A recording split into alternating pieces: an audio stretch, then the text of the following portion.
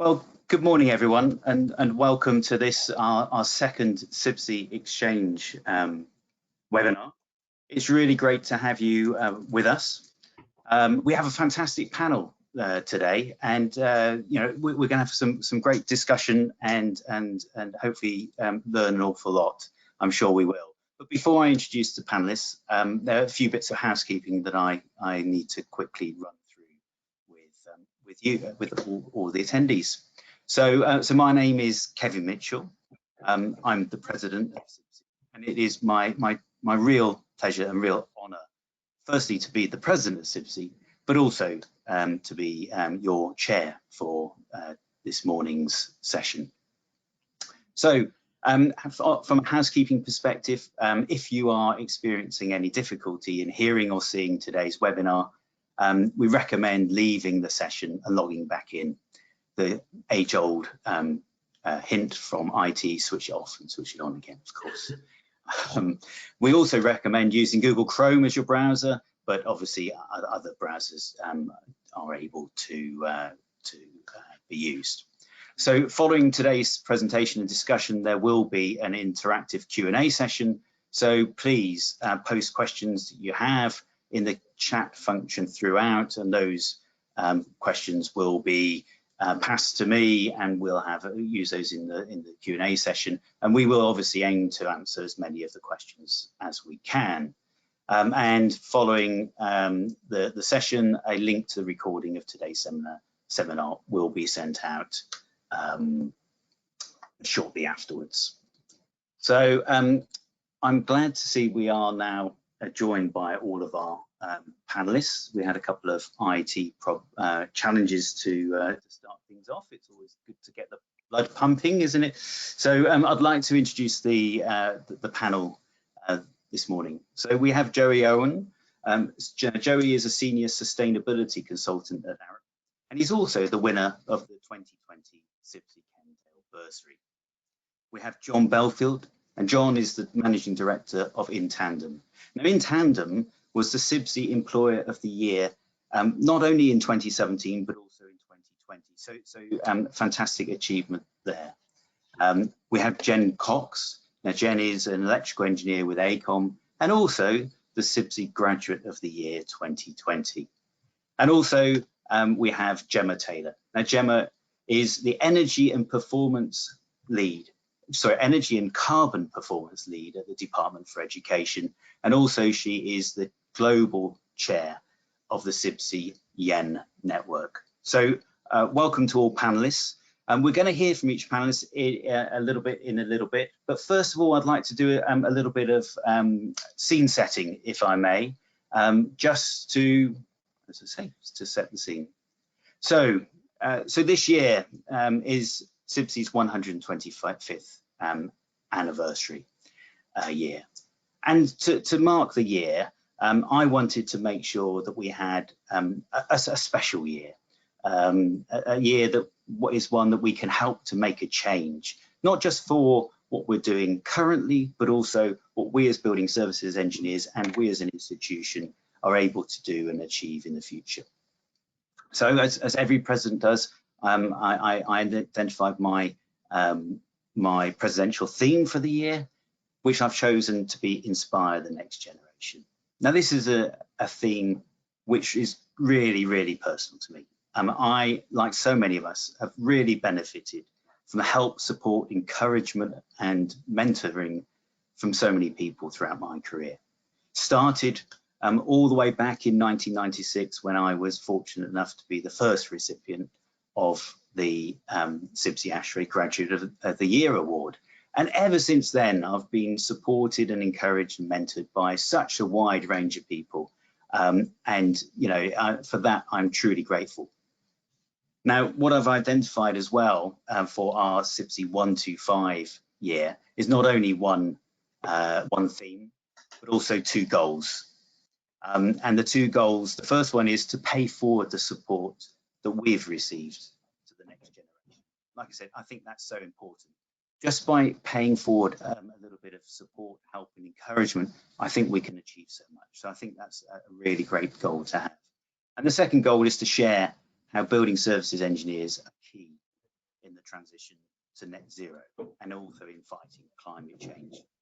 I think, you know, we'll all agree that the great work that we do collectively as building services engineers and as an institution as CIBSE supports us in achieving that is absolutely fantastic, and it's vital in the fight against climate change and the transit and our endeavours in the transition to net zero.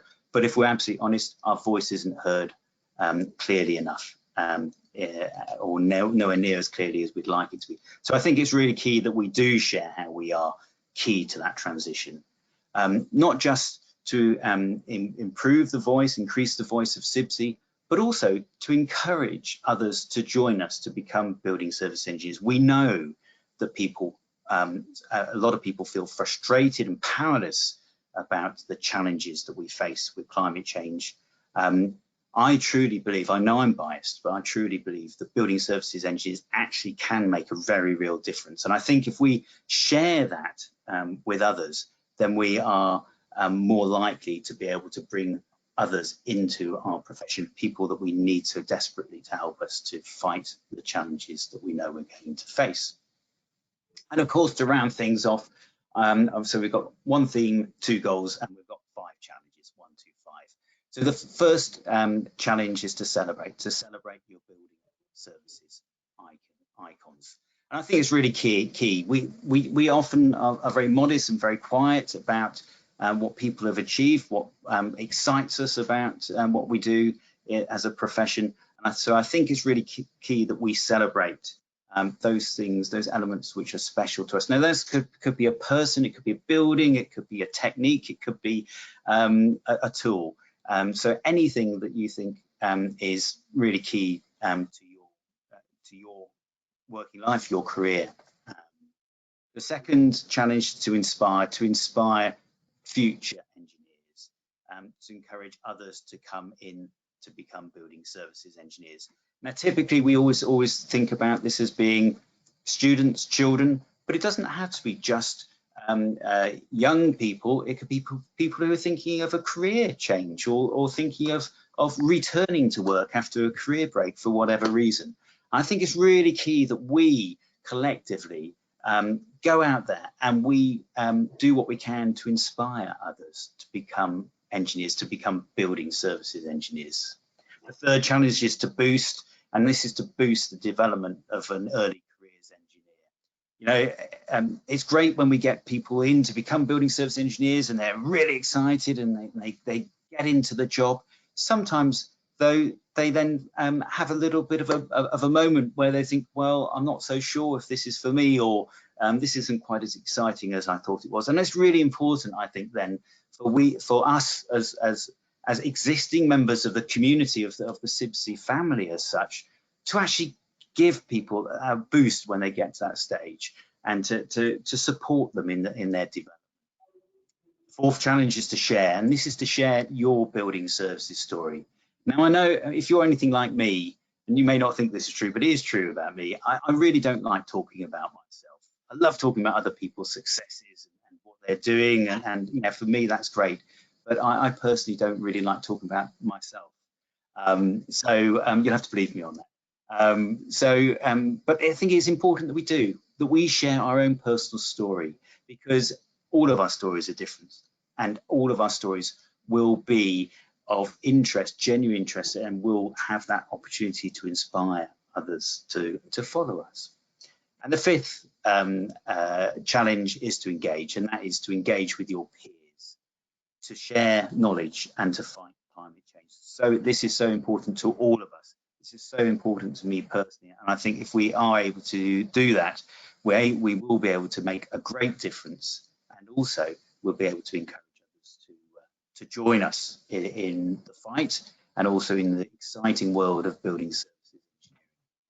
So there we go. That's a very quick run through of the challenges and why we're here today. So the session today gives us an opportunity to hear from some of the wonderful engineers that we have in our community. As I've already briefly introduced the panelists, so Joey, John, Jennifer, and Gemma, trying to get them in alphabetical order. So, so now we have an opportunity to actually hear from some of our panelists, or from all of our panelists. And I'd like to invite, again, I'm going to do it in alphabetical order. I'd like to invite Joey to say a few words about his experience, and also a little bit about how he was also shortlisted for the Young Engineer of the Year award, as well as receiving the Kendale Travel Bursary. Joey. Thank you, Kevin, for this brilliant intro and for having us in here. May I please share my screen? Is this now working? So it is kind of a tough exercise to summarize my whole career and vocation in 2-3 minutes now.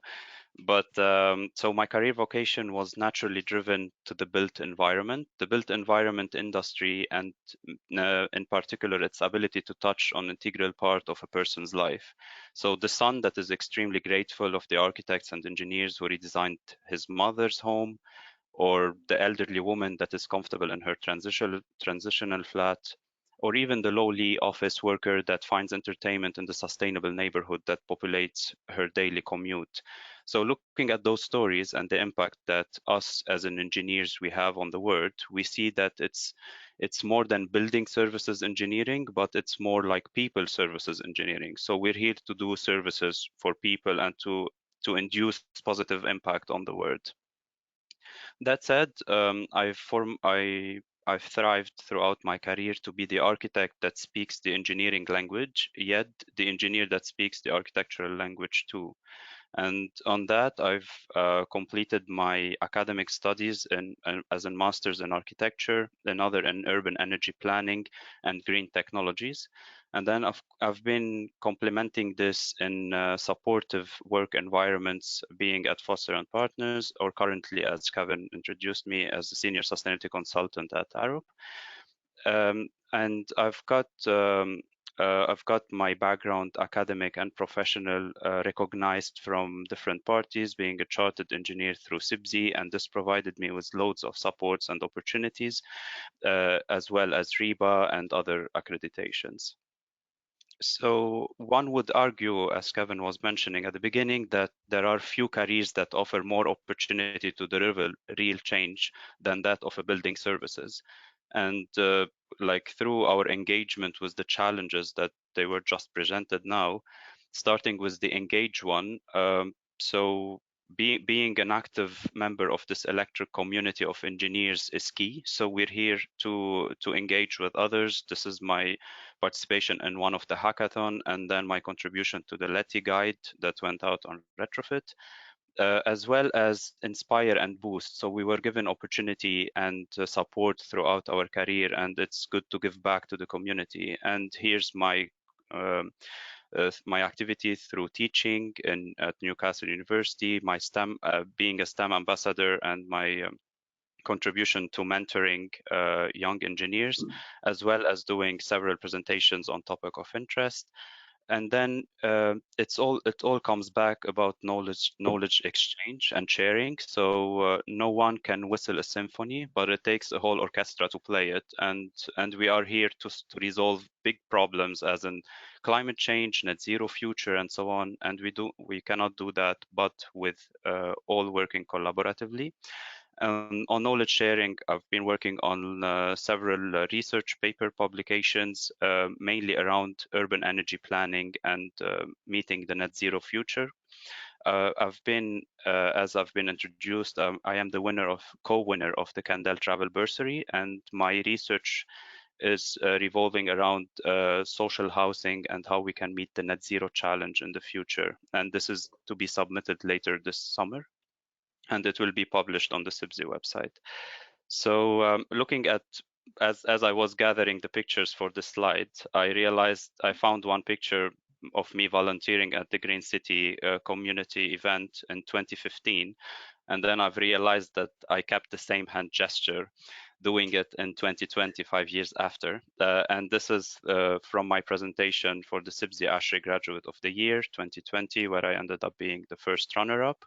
So just on a leaving note, I was lucky enough to be surrounded by brilliantly supportive and inspiring people, and then we have a duty for us all to pay forward to support the support we have received to the next generation. And what's best but to celebrate our building services icon. So looking forward to the panel discussion to discuss this forward and to your questions as well. Thank you. Absolutely wonderful, Joey. Thank you very much. And you know, you've had such an interesting and varied career already. I say already because you know here I am, you know, after 30 odd years or so. I suspect you have considerably fewer years of experience under your belt. But what a brilliant variety of experience you've had already. I think it's absolutely fantastic. So thank you for sharing that. We're going to continue to go around the other panelists, then we'll have a bit of a discussion as a panel, and then bring in some questions which are coming in at the moment, so which is great. So keep the questions coming, please, everyone. And I'd like to now introduce John Belfield to introduce himself and to say a few things about really how, as a managing director of a company and company that's won the Employer of the Year twice, how you boost the career of your early careers professionals. John. Thank you, Kevin. Good morning, everyone. Yeah, my name's John Belfield. I work for InTandem Systems. We're based in Hampshire.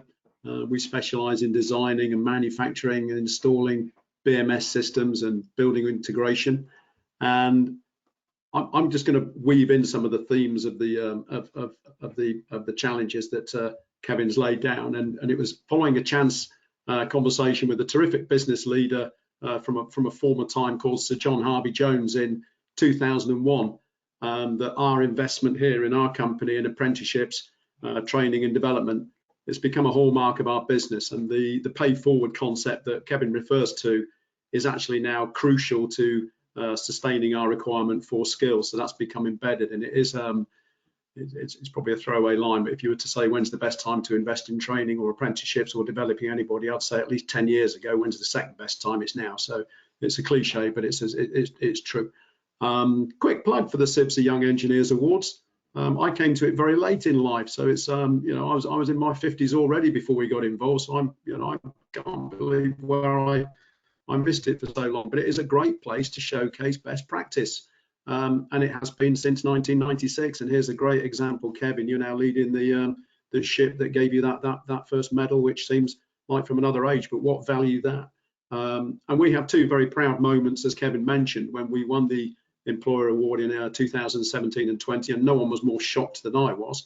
But it was just lovely to have that moment of celebration and reflection that, yeah, we're hopefully doing the right thing, and I know so many companies up and down the country are as well, and that's part of this sharing thing. That if we're doing something that can be replicated, great. If somebody's doing something else, then I'd love to hear about it.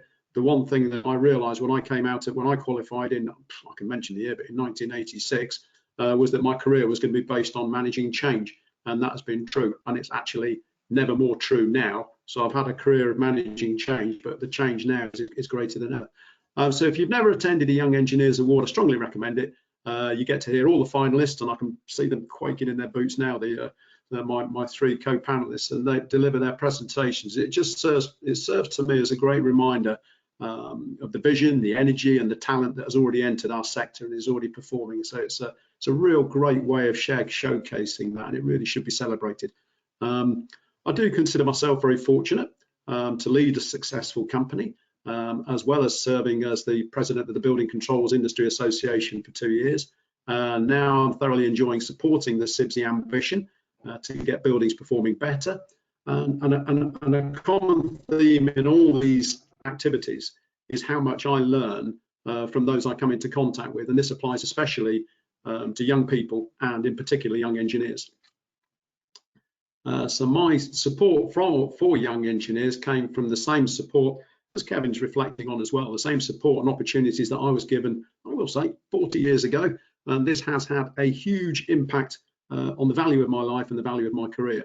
And I will just say on record that I will be submitting my celebration of my icon engineer as part of the 125 CIBSE challenges set out by our president. So perhaps as an unexpected consequence of working with so many young engineers, and I'm surrounded by them here, and they've no idea how much I actually learn more from them than they think they learn from me. And that's something that I've only sort of realized in recent times. But particularly in the last couple of decades, I've observed how they embrace the technology that's quickly been forced on us a little bit.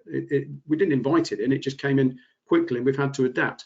But I can now, by listening to them, I can understand how it can be applied to make meaningful differences and give the positive outcomes that we need. So I think I'm perhaps justifying my reason for being at the table here, but combining my skills and experience with the innovative ideas and sometimes fearless ambition, it keeps me relevant as an engineer and as a decision maker.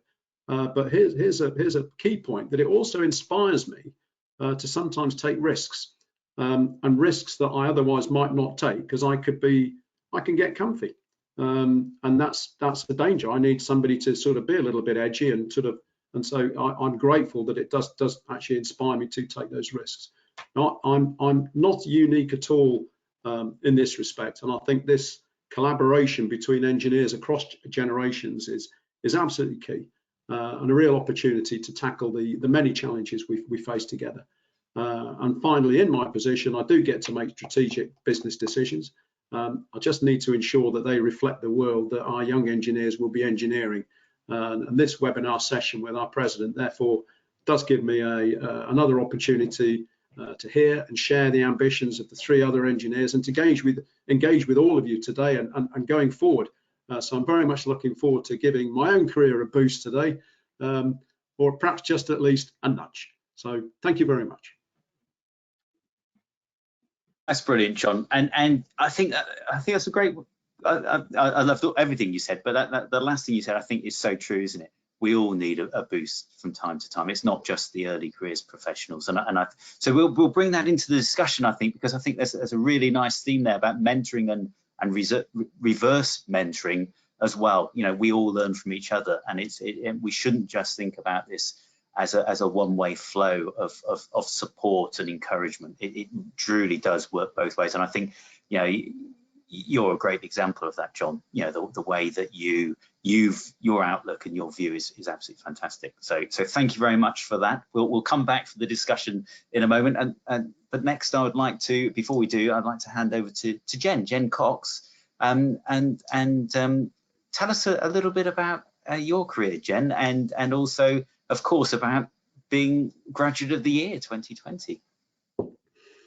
Yes, hi everyone, my name is Jennifer. I, as Kevin mentioned, am the Graduate of the Year 2020. And, you know, since sort of being part of those awards and things, it shows, you know, I'm very passionate about developing engineers, and it's incredible that we're having this conversation, and the fact that this year's challenges really do focus on that, I think is inspiring in itself. So thank you very much for inviting me along. I think I was asked to talk a little bit about the challenge Inspire and what that means to me. And to be honest, that's such an easy one for me to talk about, because I'm so inspired by this industry every day I get to work in it.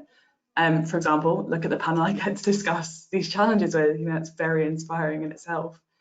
So I became an engineer because I wanted to be part of the built environment. I get to work on these sort of different incredible projects, and I get to physically see the impact we're making. I can walk around a building and I can understand how it works, but also you know, that responsibility and the position that we have, particularly in this sort of current climate crisis that we're in. But this is all something that I learned only after joining the industry and being part of this discussion and being part of these awards, because before attending university, I never knew a single engineer. I didn't know what that role was, I didn't quite understand it, or the amazing way that it joined the sort of creativity, which I really, really wanted, with the problem solving, which is something I was actually quite good at.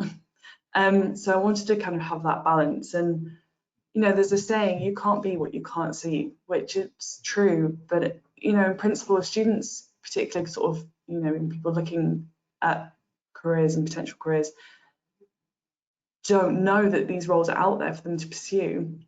they won't believe they can have a career in STEM and in engineering and in building services.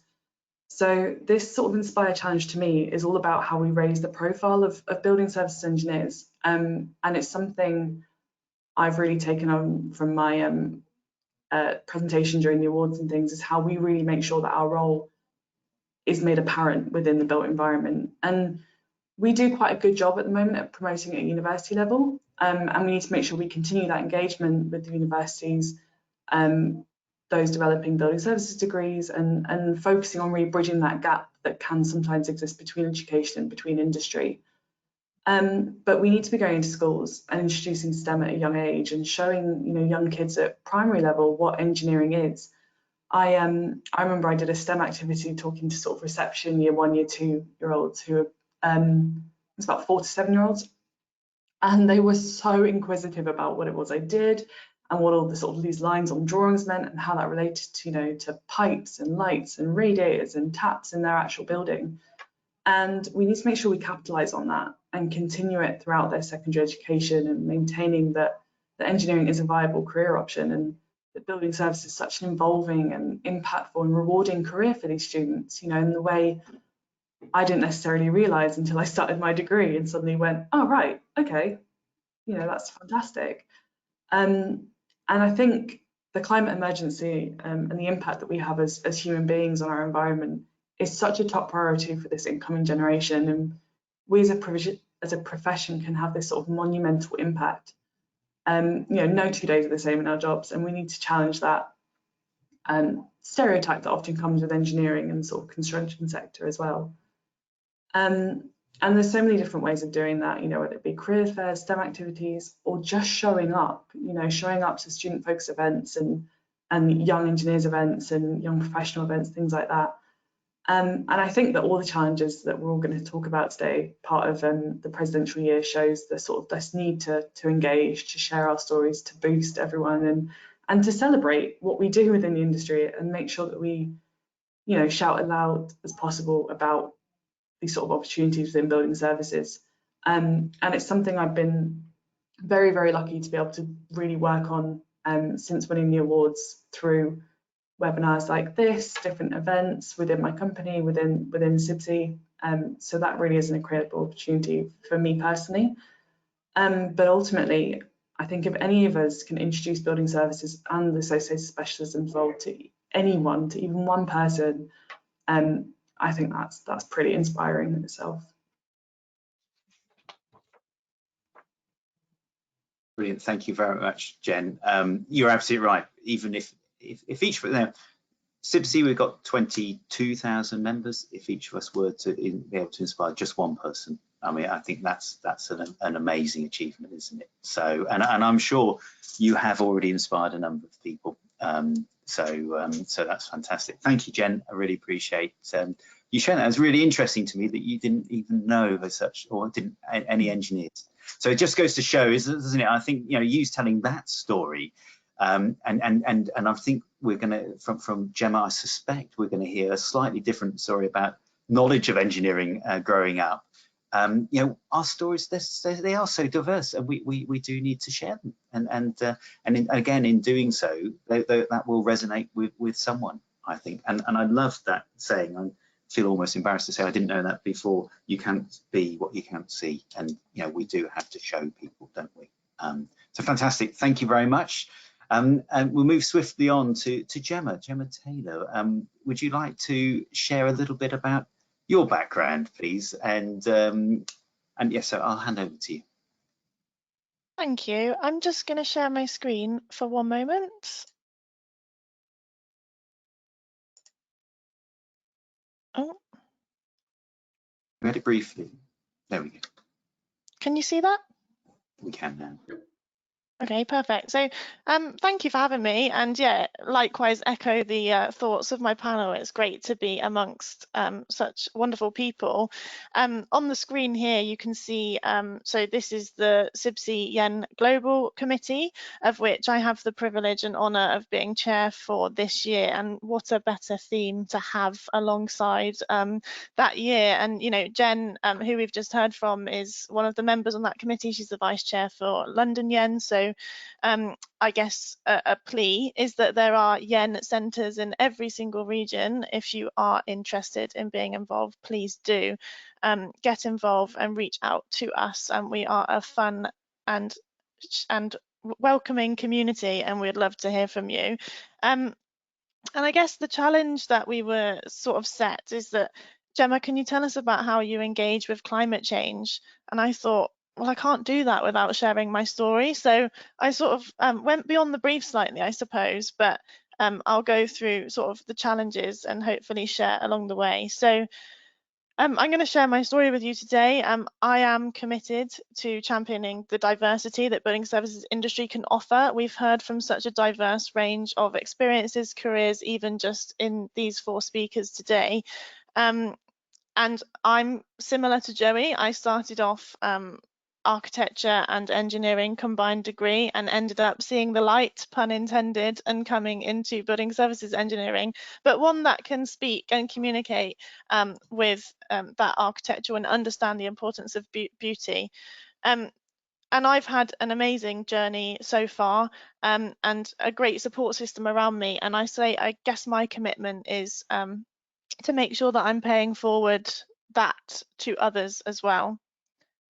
So my building services icon is my mum. She is a building services engineer, and from a very, very young age, I was in the office and I knew exactly what a building services engineer did. I knew what the built environment was about. And I actually saw her work effortlessly in a male-dominated industry where she was sort of championed for being herself and being bold. And I thought, yeah, that suits me down to the ground. I did sort of, as I say, toy with the idea of going into architecture, but I think she always knew that I would end up an engineer. So that is my building services icon. And very different to Jen is that I knew exactly what career path I needed to plot to get to the position to be a building services engineer, which is not natural or normal for a lot of people. So how can, I guess my way to pay forward is how can I use that exposure, whether that's through the YEAs, whether that's through these challenges, whether that's through the Yen Global Committee, to make sure that that is up front and centre for the next generation of engineers, or even existing career professionals that may want to move into this industry. And then I guess my background in architecture and engineering meant that I have a very keen eye on holistic design, which tends to be called sustainability and engaging with climate change. And I've sort of worked in the private sector and also in the public sector, and now I work within central government for the Department for Education, where I advise on climate policy and lead on technical standards for all the school buildings across England. For example, currently leading on a research project that looks at the decarbonisation of existing site settings using platform construction methods. So, you know, individual projects of lots of different sectors, but actually now I'm in a position where I'm able to influence government policy, and that's just really exciting. And a lot of people say to me, I didn't even know that you could have that sort of a job in central government. So, you know, that in itself is, look at where building services can get you. And then I guess as part of that is that for me, it's that what is my why and what is my purpose? And it's having that ability to influence the existing built environment professionals, as well as inspire the next generation. If our children are being taught in climate conscious buildings, they have that pester power and they can act as that catalyst to the community to engage with net zero. And actually, it's not just about net zero, it's also about biodiversity, it's about climate adaptation. Our world's getting hotter, our air quality is getting poorer. So it's that more holistic lens, I suppose, and getting the wider community to take action. So through this, for example, the DFE's climate change strategy and the net zero specification, of which I've been heavily involved in, means that we can upskill the heat pump market because we're making sure that heat pumps are being installed across school buildings, but also we can inspire the next generation because they're being taught in climate conscious buildings and they have that impact on the wider community.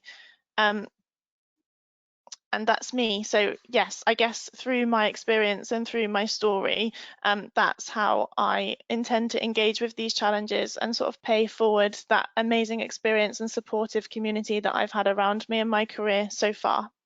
Thank you. That's absolutely fantastic. Thank you very much, Gemma.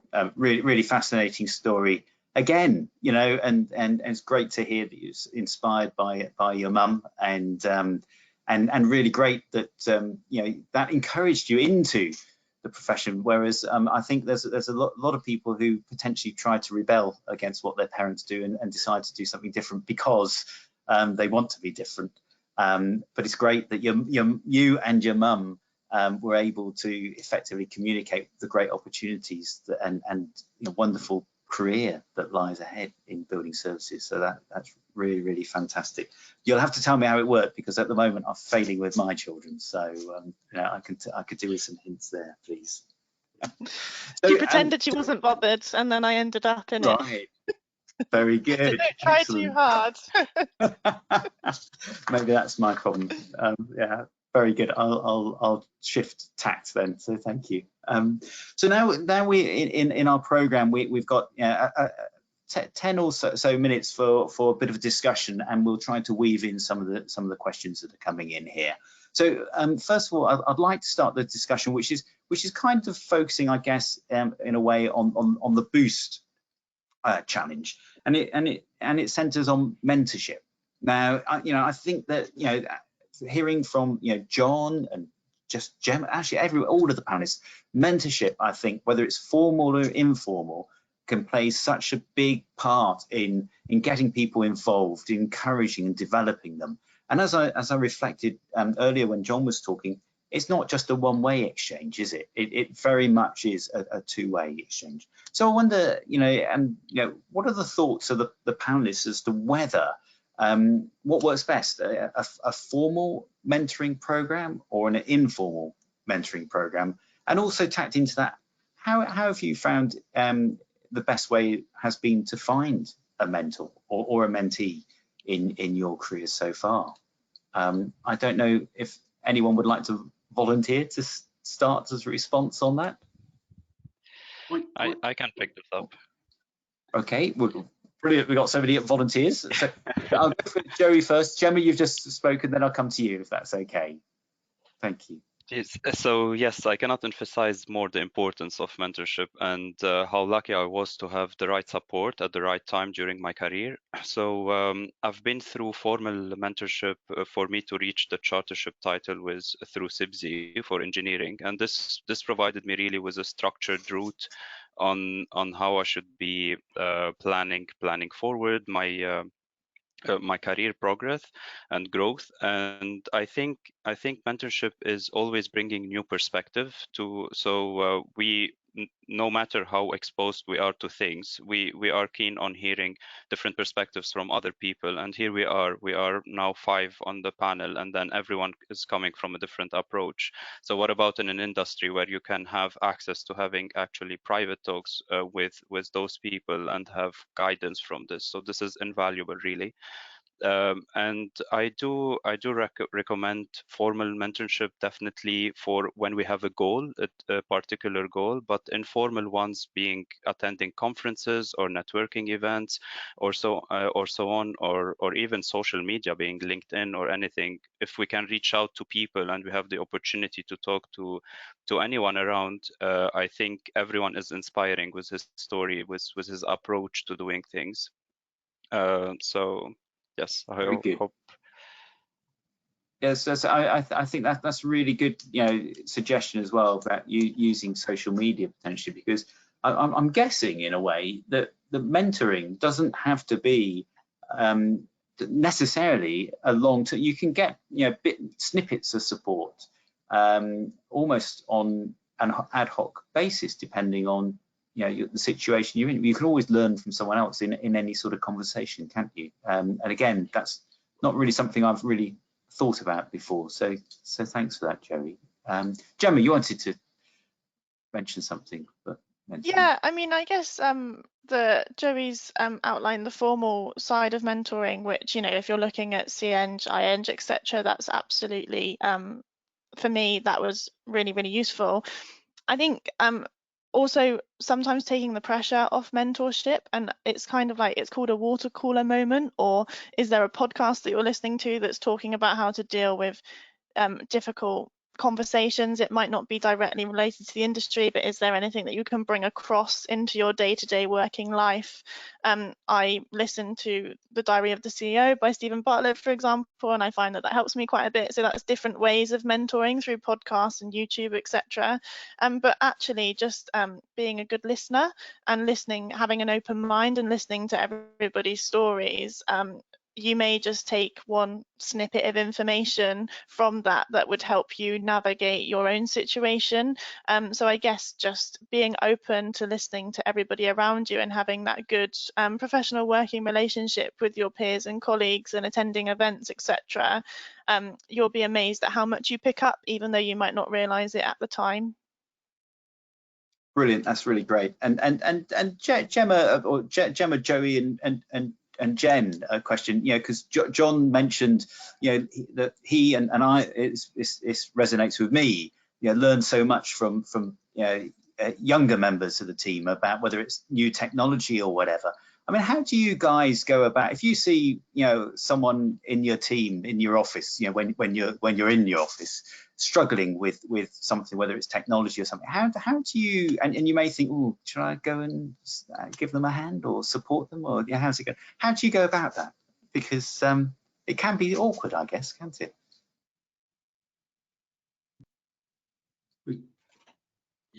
Yes, so I'm happy to pick it up if there is no one else. Yeah, please. Yeah, I think in the work environment is a collaborative approach to problem solving, and this is the mentality of a successful team, I would say, and this led by a successful leader. So I think this collaborative approach where no one knows everything. We know that, and it's, as I've mentioned previously, no one can whistle a symphony. It takes a whole orchestra to play it, and this is how the project comes to life. So we all need supports from each other.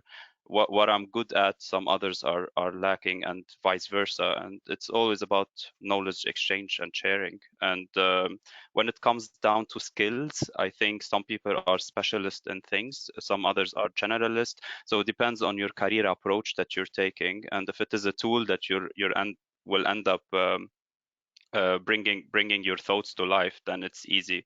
Couple of questions, couple of YouTube tutorials or anything will take you there. Very good. Yeah, that's John. Just on the because I head up an SME, and it's always interesting for me because I'm very aware of how corporates will structure things. It's important and it's necessary and it's vital. And I have to speak on behalf of all SMEs, that you can become very focused on operations, and you suddenly and this thing called capacity, and then you get very focused on efficiency and what adds value. And sometimes what adds value today and what occupies your time isn't actually investing in what's going to happen in 5 years' time. And this becomes a real challenge because you get so caught up with having to deliver today's job that you don't actually create that culture or the capacity to say, stop, I need to answer this question. And that is something that we can all take on board. And I'm not saying I've cracked it, and I'll give you, because you can be, if you're not careful on sessions like this, you can just talk about all the successes. And so I will talk about some failures in a minute. But the mentoring mindset we've tried to embed here is that everybody needs mentoring at some point. And it doesn't matter whether they're in your company or whether you're talking to somebody on site and where they are in their career, supply chain, whether at the top, the bottom, wherever. Everybody will just benefit from an ear, and that's called kindness. And I think that has a massive impact anyway, because then you're prepared to be open, you're prepared to share information and what have you. So in terms of the mentoring thing, where we've failed here, and sometimes we've had apprentices or trainees who've not made it, they've not performed to their ability, and we go back and we say, well, they never kicked in. And I say, well, okay, let's just revisit that. What could we have done better? And I invariably, I find it might have been a busy time, or they didn't get off to a good start. And I think quite often they've become isolated and they've not had that engagement with mentoring and that friendly arm around the shoulder just to build their confidence at a time when they need it most. So the importance of mentoring in any organisation is absolutely vital, and you have to find capacity to design it into people's lives so that they can just say, I'm really busy, but you will just take 5 minutes to answer that question, because that will lift that person, whether they're 63 or 18. They will benefit from that 5 minutes you give them. So I've not really answered the question, other than we don't have a terribly structured way of dealing with it, but it is very much embedded in our culture that everybody must be a mentor to everybody. Well, that sounds brilliant, John. And you know, yeah, for me personally, that's the way, you know, to try to develop the culture, isn't it? And it is a cultural thing in any organisation, whether that's the company you manage or a part of, or even within CIBSE, you know, as a volunteer organisation. We really do need to develop that culture that's mutually supported. And everyone, you know, I make mistakes all of the time, and I love, again, Joey, I'm writing down all these. I cannot whistle a symphony. I couldn't whistle a little ditty, but you know, let alone a symphony on my own. You know, and I'm the first to admit and I need support. We all need support, and you know, I certainly don't take any offence if someone offers to correct my work or to show me a better way of doing something, because we all learn every day, and we can all get better and stronger, can't we? Sorry, John, you're wanting to get in there. No, I was just going to give you another throwaway line. It's a soundbite, really. It was just that, you know, there's a lovely. I was just reminded of a lovely phrase. It takes a village to raise a child, and I think, you know, Jennifer and Gemma, you're two great examples that, you know, you zoned straight in on what your mum's done, and you've come a different way around it. But it also takes a community to raise an engineer, and I think we're and it's not just operating within your own organisation. There'll be somebody who will just benefit from your advice. And it's amazing, you know, that turn left, turn right moment, and and it could just be one conversation for anybody, and that's the power we have wherever you are in your career. Absolutely, very good. We've got so many questions. We are rapidly running out of time, so I want to just move on. I'm going to try to get two questions in there. Or I'd like to try it, but anyway. So first one is with T-levels and Trailblazer apprenticeships coming online, which are designed to reflect the national demand for skills. Is there an opportunity for more companies, particularly SMEs, to engage with colleges so that they can get students more ready for the workplace? Now, obviously, that's something looking at Inspire, and you know, the great opportunity of going into colleges to, especially locally, to develop those links. I don't know if anyone's got any experience of that, or got any thoughts about how to go about it. I know that CIBSE can offer some support with materials and subject matter to come along. So anybody like to, John? Yes, John. Yeah, it really powerful, and we've done this for a while. We've built links with. It's difficult to know where to recruit, but very quickly, we've worked very closely with Haverton South Downs College, which is a close one to us, and Eastleigh College, and also the University of Portsmouth. And it was a slow burner.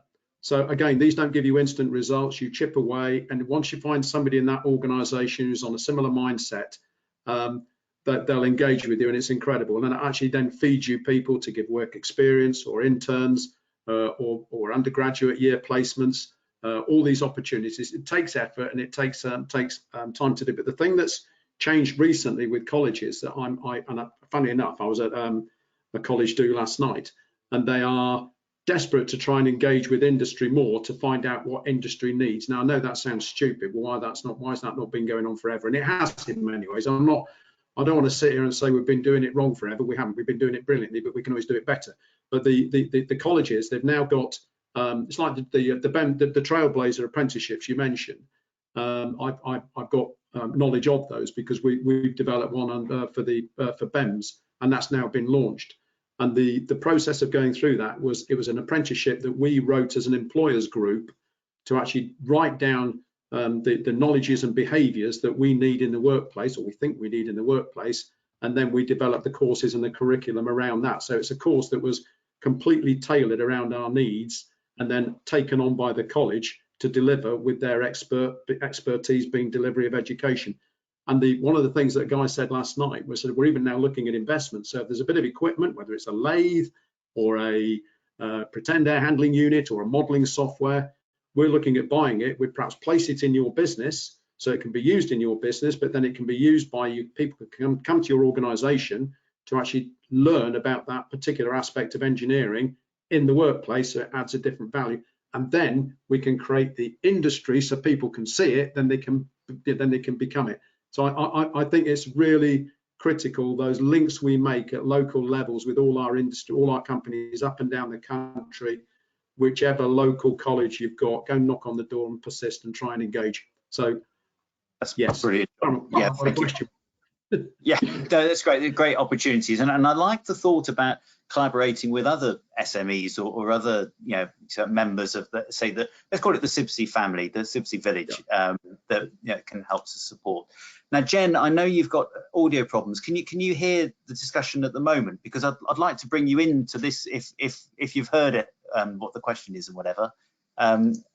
So you spoke in your presentation about, you know, being, you know, STEM activities, going into schools, and I love that example you gave about understanding and learning about the building services in the school. John's just mentioned about, you know, getting air handling units into buildings and for students to come and have a look at. I mean, what are your thoughts about that, Jen, and you know, the practicalities of yeah, engaging with students of whatever age? No, absolutely. I think it's paramount. I think it's really important that we understand that, you know, that there is a bit of a gap at the moment between education and between industry, and I think apprenticeships are an incredible example of how we can really focus on this. I think if I had known that was something I could have possibly done, that would have been something I would have looked into. But I think it's something that we need to be able to support schools, and it, you know, training and mentoring, as has been said, happens throughout your career, but introducing that at school level and understanding that, you know, there's the practical element of engineering. We're a really hands-on industry. We have a lot of different experiences and different people that are involved, I think, as well. One of my favorite questions whenever I go and meet somebody new is, well, how did you get there? What's your position? You know, how does that work? Because I think not only am I maybe a little bit nosy, but it's quite interesting to see what others do and how they've got there. You know, the fact that we've got 5 people here that have all done it slightly differently, I think is really interesting. And to go back to your point, bringing that education side in and understanding, you know, what it is we do, whether that be inviting students into the workplace, doing work experience placements, doing summer internships, doing whatever we can do. Even if it's just having a conversation, you know, we do a lot of work with various universities, London South Bank University, for example, and helping develop their building services degree and help or sort of collaborate on that. So it's how, you know, do we give back a little bit and understand if we do that, then, you know, you're investing in our future. This is our industry's future. So no, I think it's really important, and I think apprenticeships are a key element of that. So it's amazing to see CIBSE celebrating apprentices in particular within the Young Engineers Awards as well. Brilliant. No, that's great. And I think, you know, as you rightly say, is how we engage with people who are maybe outside of the CIBSE family. You know, and it's really important. I went to a wedding recently, and before I went there, I thought, I'm not just going to stand there when I'm asked, what do you do? And say, I'm a building service engineer, to go through all of that. So when I was asked, what do? I said, I help to make buildings safer, healthier, and more sustainable. And honestly, the response I got every time was, really? That's brilliant. How do you do that? And it was such a big difference from the, oh, what does a building service engineer do? Or, oh, so you're an architect now, are you? I mean, so if we talk about what we do collectively as building services, rather than our job title, I think that gets such a more excited and engaged response. And I think that helps to draw people in to the wonderful world that we're part of. So so that's brilliant, Jen. Thank you. So we got, if we're a bit quick, we've got time for one last question, which is a bit of a curveball, a question from Nathan Wood. And Gemma, I'm going to ask you to respond to this first, because I think this is right up your alley. Now Nathan says lots of really great things about this seminar, which is wonderful to hear. He thinks it's great, and the panelists are fantastic, which I completely agree with. So that's great. And he completely accepts and acknowledges that, you know, reducing our carbon footprint is critical, and that's a big push. We must go for it. But he does also ask, how do we make sure in this big push for net zero carbon and more sustainable buildings, how do we make sure that we don't overlook the really important area of ventilation and indoor air quality? Because as we know, everything in life is a balance. Indoor air quality is so, I mean, that is another big thing for me, and I'm sure for many of us on the panel as well. So how do we make sure that we achieve that balance and guide our clients to a safe, healthy, and also low carbon future? Gemma. Yeah, thank you. It's a good question, and I guess as I think about how I'm going to respond to it, the first thing that I will say is that when we are at careers fairs, I've sort of found a way to trust people, is that often we're stood next to Airbus who've got their planes or whatever, and I just say, we haven't got anything with us because you're stood in it. Look around you. This is what we do. And I guess on that same vein, when we're talking about climate change, I think what we've found is that net zero and the noise around net zero gave us the opportunity to engage with a specification that looked at climate change as a whole, with mitigation and adaptation, which includes air quality, includes overheating. And I think that's really important. And quite often we don't want to end up in a space where we're just looking at sort of dirty offshore accounting. When it comes to carbon, we need the holistic principles of design. And actually an example of how we have held on to that holistic principle, the output specification as an example, is that people say you want natural cross ventilation. You realize that's going to shoot your energy up, isn't it? Zero carbon. And it's like, well, we know that having cross ventilation gives a better indoor environment in terms of feeling more comfortable in the space, more airflow, more velocity, etc. So actually, in that example of how you do need to balance a lot of holistic factors, and you know, COVID had its massive challenges that came with it, but it also presented some opportunities to put ventilation and indoor air quality on people's radars. And I think it's important that, just like net zero was a flavour that we could grab onto and really pave our way, COVID has also opened those doors of opportunity in terms of ventilation and making sure that that's at the tip of people's tongues and thoughts as well. So I think, Nathan, thank you so much for your question, because it's so important that we don't forget the bigger picture by just looking at minutiae details. So hopefully that's helped to give some context or perspective as to how we're looking at it within government schools, for example. That's brilliant. Thank you, Gemma. Really good response. John, very quickly, because we are at the top of the hour, so we've only got, maybe we can go over to 2 minutes. John. Right. I'll be very brief. I think awareness of air quality is fantastic, and that has been triggered, as Gemma says, and Nathan as well, about the with COVID. It's now on the agenda. Let's do it as efficiently as we can, and we know how to do that with design and with controls and what have you. But I think the final piece which will come, and this is the slow burner, is that now it's aware, now people are learning about behavioural change and how the environment might have to change, and some of the things we'll have to give. I think that will then come. That is my great hope for how we get it. So there are things we can do now, and then we've got to just keep raising the awareness and hope that the behaviour changes and the acceptance of things are going to be different will come. And that might be naive, but I think whether we get there in 2 years or in 15 years, behaviours will change. Can't force them, but they will come through education and awareness. I think you're absolutely right, John. And then the other thing I would add to this discussion is we must remember that these aren't mutually exclusive. You know, actually, if we didn't have good indoor air quality, if we didn't have good air quality overall, then there is an environmental cost to that as well, whether it's through absenteeism, sickness, etc., etc. So there is a potential route here, I believe, where, you know, designing buildings that have great indoor air quality can also be very sustainable if you look at the overall big picture. That's a great. We could have probably had a whole hour discussing that question. So thank you, Nathan, for that.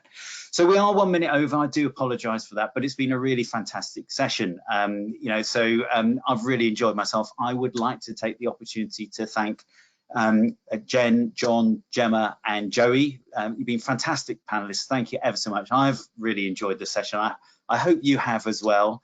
I look forward to our next opportunity to have a discussion. And I'd like to thank all attendees of the call. There's a really great number on. Thank you very much. I'll just remind you that the recording of this session will be available, I believe, tomorrow. So thank you very much, everyone, and I hope you all have a wonderful afternoon. Take care. Bye-bye. Thank you. Bye. Thank you. Bye now. Thanks, goodbye.